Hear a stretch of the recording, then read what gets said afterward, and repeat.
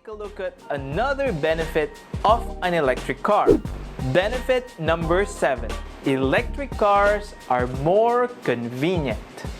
When you go to a gas station to fill up, especially every morning, most of the time, merong pila. And while you're in line, you check the price. Minsan, malabo yung price. Ang hirap basahin. You're going to pay, you wait for the receipt. Most of the time, medyo matagal yan. Kasi most gas stations, isa lang yung cashier.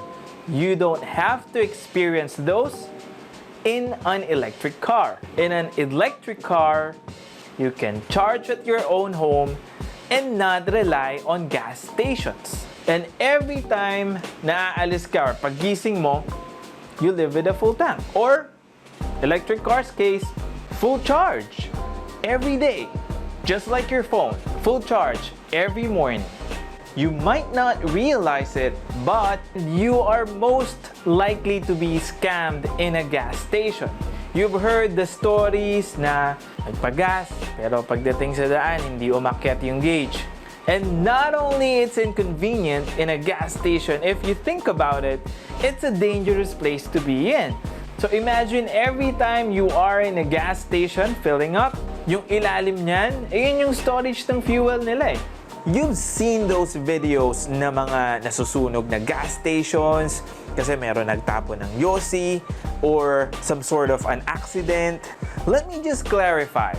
I have nothing against gas stations, alright? I'm just trying to prove a point how inconvenient it is to go to a gas station regularly. And also, the downside of going to a gas station. Gas stations are also target for bad people. Malaki yung umiikot na pera. Open 24 hours. Kaya gustong-gusto ng mga hold-uppers.